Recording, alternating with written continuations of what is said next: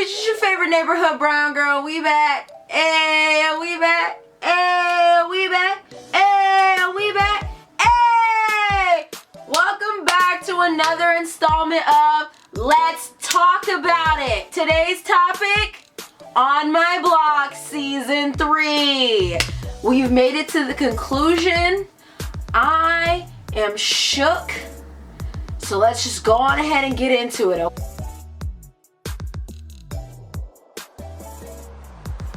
Y'all already know how I'm feeling. I'm upset. The kids have been kidnapped. That intro for season 3 was dramatic as hell on some Pretty Little Liars shit with them damn knives. But I guess it makes sense because the woman's name is Cochillos. And that's what's crazy. Cochillos is a woman. But I'm here for it. I was here for it. I was here for it. Women just, we extra like that. You know what I'm saying? We do the most. And I love it.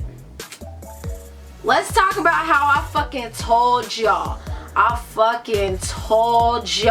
Lil Ricky is alive. I been fucking new. And y'all wanted to doubt me out here.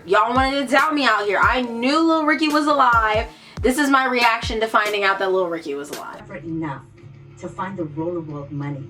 I know you can help me with something even more important. And if you do, I'll give you back the dough.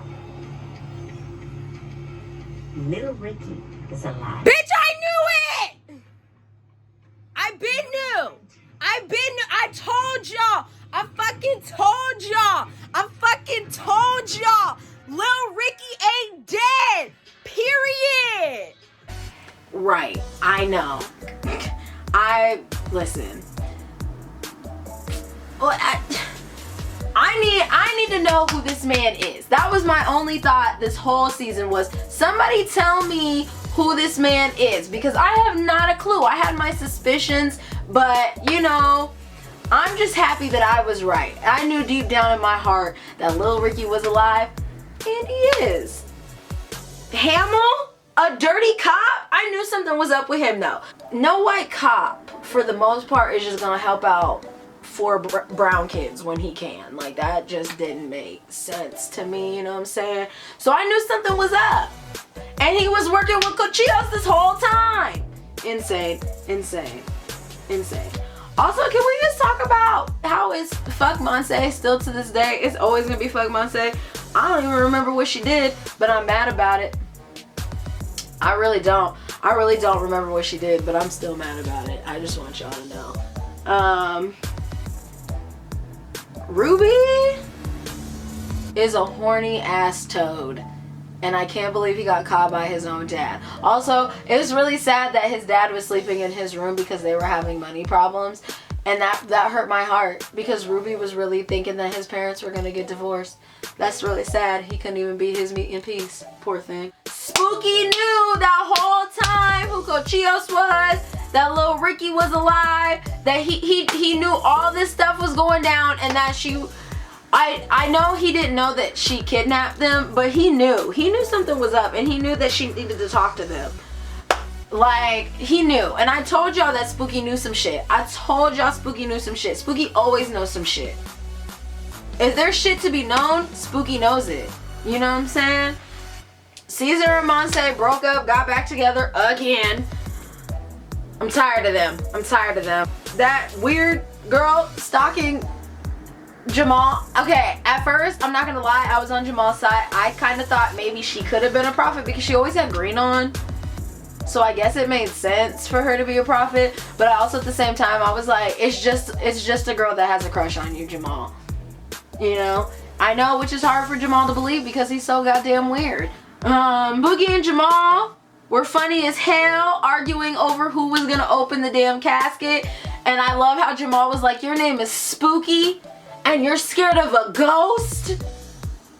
Chivo's ass is always involved in some shit. I'm sad we didn't really get to see him this season.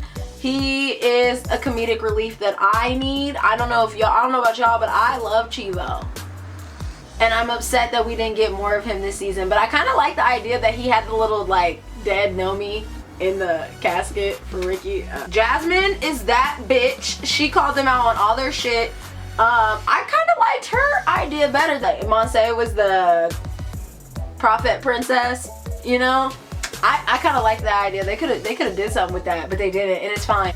Crazy. Caesar and Spooky have a dad. I don't know how they, like, I mean, I obviously knew that they had a dad, but I didn't know that they had like a dad, like he was present. I thought he died along with their mama, so he was kind of cute though. Abuelita, also that bitch, she got Chivo's DNA quick and easy. Unlike the rest of them kids, it's okay because they're 14. They don't know no better. They don't know no better. They don't know how to do nothing, okay? It's not their fault. But Abuelita was like, in and out, baby, let's go. Kendra, weird girl has a name and it's Kendra. And you know, again, thought this whole time I liked the idea of her being a prophet, but that would have made it way too obvious, you know what I mean? So I was like, I'm happy with the thought of Jamal having a love interest. I told y'all in the last video, Jamal deserves love too. I'm tired of everybody dating around him, you know what I'm saying? Come on, love interest. Jasmine, good ass friend. She was there for Monse, let Monse cry, let Monse stay at her house, all that stuff. She was being a good ass friend, and she's always been a good ass friend, and I just feel like everybody underestimated her and slept on her just because she was a little annoying. I can relate. Say annoying as hell. She is annoying as hell. I don't even remember what she did half this season, but I know it was irritating. Ruby, still a horny toad. Watching Spooky be there for Monse was kind of weird, but also like a little refreshing to see that Spooky has feelings and that he does care about these kids and not just his brother. What I didn't expect was Monse kissing him and then the dad watching in the window. I was like, this is never good. Good job, Spooky, for pushing her away. That would have been weird. Cuchillos was irritating me this whole entire season. Like, girl, shut up. We get it. You want little Ricky Dicky. Like, shut up. And it was just like, to me, I'm just like, girl, you're out of 10, -6 it. Like, it's been like 2 weeks and you rushing these kids to find this man. They had until July. I'm pretty sure it was still June. Like, I don't, calm down. You didn't say what day in July. There's 31 days in July. They could have found him on July 31st and that's still July. Relax. Jamal had sex. Good job, buddy. Good job. Now you out here being a hoe. I love a good little hoe life. He was being safe about it though. It was kind of awkward. Can we talk about them adding the little chicken sandwich thing in there? That was also weird. And so Caesar knew that Monse kissed Oscar and he was fine with it, but for whatever reason, Monse's weird ass wanted him to be mad so bad. And I understand that him wiping her mistake away doesn't wipe his mistake away, and I understand that, but if Caesar's not mad, Caesar's not mad. Like, you can't force him to be upset with you for kissing his brother when his brother explained the situation. Like, you just want him to be as upset as you are, which even then, y'all already know how I felt about that situation with Paulin. Y'all were broken up. Like, I understand being hurt, but y'all weren't together, so it's not like he cheated on you. Cuchillos needs to chill out, and them 19th Street Negroes, need to sit down. They're literally like this big. Like, go and sit down somewhere. Y'all are stressing me out with your wannabe gangster shit. Please. I'm tired. Ugh. But then there went Caesar and Monse breaking up and getting back together again. Like, irritating. Monse's mom died. That's all I'm gonna say about that. I didn't care. Here's my thing. Cuchillos was yelling at Spooky, right? Saying that Spooky don't even own Spooky, that she owns Spooky and she owns the streets. Okay, if you own the streets, my girl, you know what I'm saying? If you own the streets, if you're running shit, how come you can't find Ricky yourself? Answer me that. You have dirty cops working for you, they can't even find him. If you run the streets so goddamn bad, why'd you ask 4 kids to help you? You didn't even find the Roller World money, they did. So why are you, like, you're not running nothing. The only thing you running is your mouth, sis. That's all you're doing. Ruby was going through something this season. I understand he had PTSD. He has PTSD.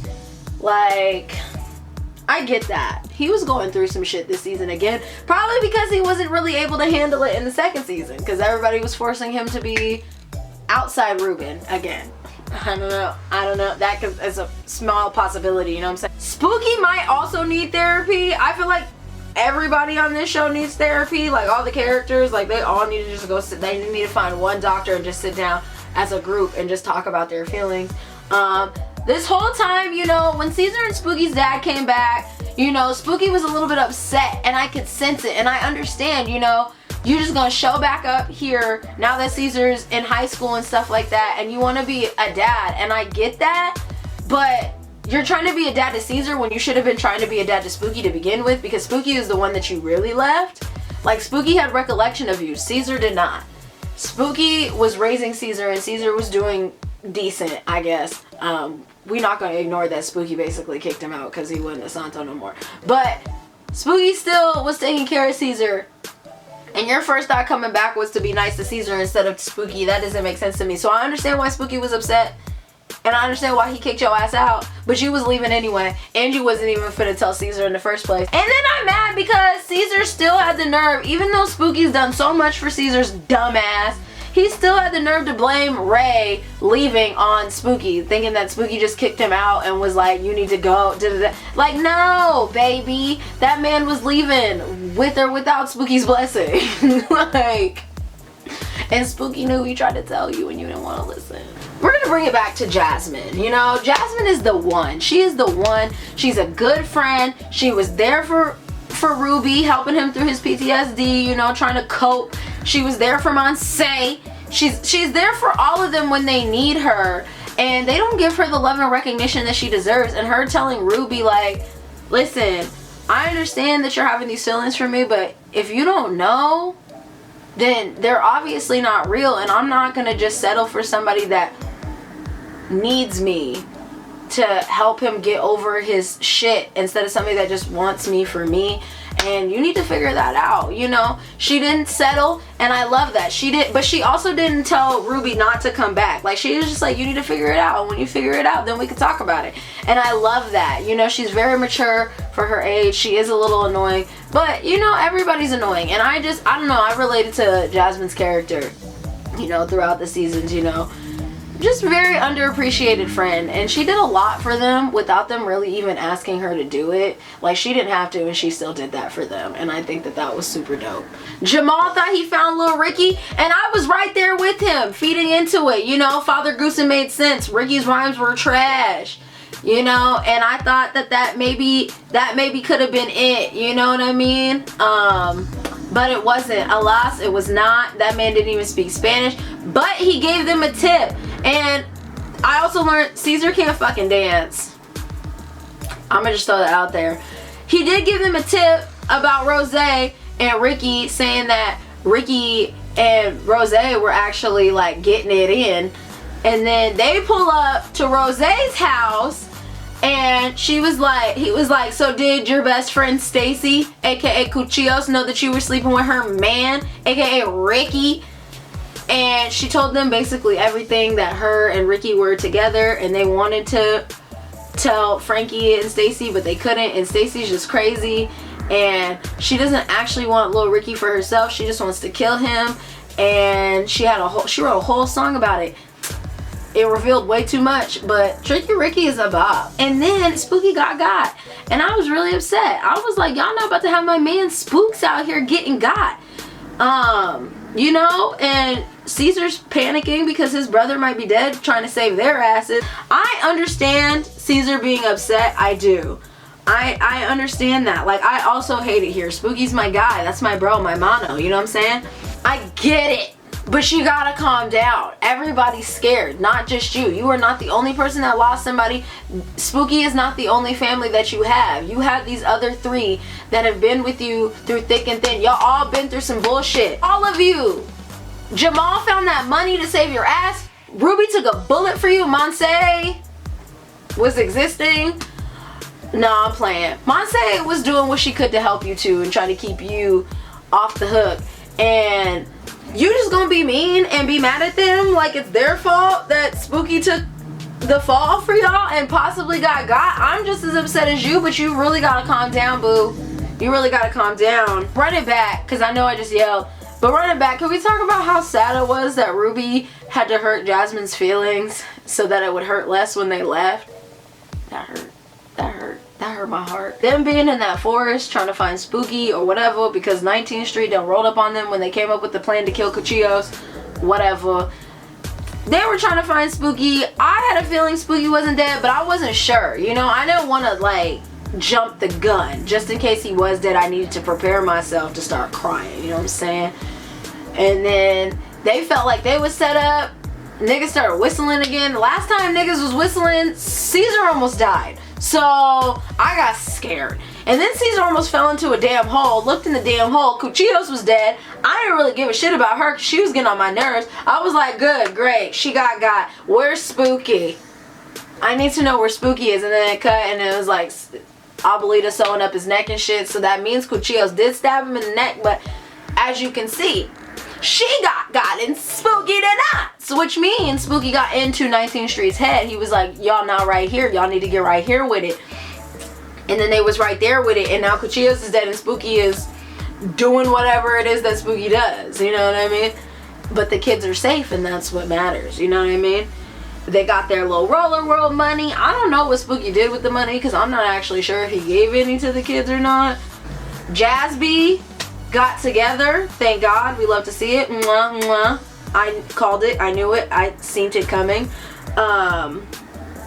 Jamal getting him a little girlfriend. She's still kind of weird, but I respect it. You know what I mean? I respect it because Jamal is equally as weird. And he deserves it. He deserves love. You know what I'm saying? That little ass nigga running 19th Street was 15 and that really threw me for a loop. I was like, God damn, chill out, son. You like 12. This is not the life for you, but you know, shit happens, I guess. Monte and Caesar, I don't know, they did it again and I was just tired. Like, running back to when they were in the woods and Caesar was being rude. Ruby literally said, not everything is about you, Caesar. And I just needed them to hear that one more time. I was like, say it louder for the people in the back. Everything is not about Caesar. Everything is not about Caesar and Monse. I'm tired of them. I am tired. I'm tired. Everything ended, you know, Monse, they talked her into going to her little boarding school and they were like, look, nothing's gonna change. We're all gonna be friends. And I was like, damn, the core 4 turned into the live 5. Psych, they did it 2 years later. Monse left them, like just said fuck the core 4, fuck the live 5. Like she just stayed over there on the East Coast letting their picture in the back collect dust. That was disrespectful. Like those guys have been your family since day one, since day fucking one, and you're just gonna drop them for some girlies that you've known for like 2 minutes? For real? This 2 years later thing was some fucking bullshit because then I find out not only is Jasmine and Ruby still together, thank God, but Ruby and Jamal aren't friends? That hurt me. That hurt me. That hurt me. Ruby and Jamal weren't even friends. I don't even know if him and Kendra's still together. I need to know why my babies aren't friends. This was my reaction to Spooky and Caesar's 2 years later.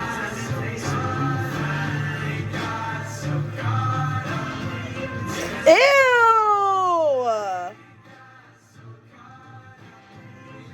No! Disgust! No!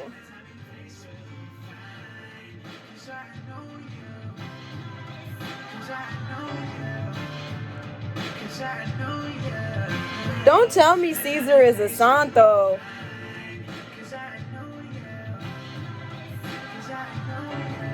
Please don't tell me. Yo.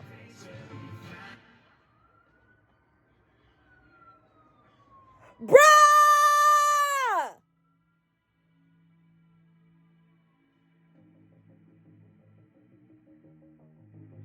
What goes on?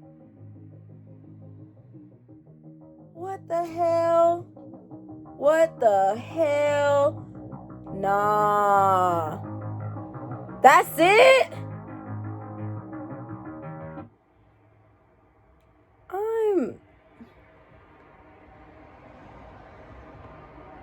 Wow. Wow. Wow. I know. I'm just as upset as you guys are. One, they didn't have to do Spooky like that and have him come back the way he normally looked in real life. That was disrespectful. Y'all just ruined my whole fantasy of Spooky. And then Caesar being like the head of the Santos, he literally turned into Little Spooky, and I'm not here for it because Caesar is soft. And they wouldn't even just let that baby be soft. And I'm not, like, every episode up until the last episode was really good. And I will even say the last episode was good until that 2 years later thing. Because one, we still don't know who Lil Ricky is, and that pisses me off, because why open that door if you're not going to tell me who he is? Why bring Caesar and Spooky's dad into this if he wasn't going to be a big part of it? That annoys me. 3, why give us the 2 years later and then not explain to us why? Why aren't Ruby and Jamal friends? Why did they stop being friends? I understand, you know, the group breaking off from Caesar because he was being a little dickwad anyway. So I understand them breaking off from him. But why are Jamal and Ruby not friends? That's what I need to know. That's what I need to know. Monze's never been shit and she never will be shit. So I'm not surprised that she left her friends for them little white girls over there on the East Coast. Like, I'm not surprised. Like, that's in her blood. Caesar going hard and becoming a santo. Do Caesar and Spooky speak to each other anymore? Like, what goes on? What the fuck goes on over there at On My Block headquarters? I need answers. I need answers. I don't know if I necessarily want a season 4. Like, I don't know if I want that. I just want, like, maybe like a little 2-3 parter explaining to me what the fuck happened in them 2 years, because I need answers. And I need y'all to tell me who the fuck Lil Ricky is and where he at. And if since Cuchillos is dead, are him and Rose about to get back together? Because I need motherfucking answers.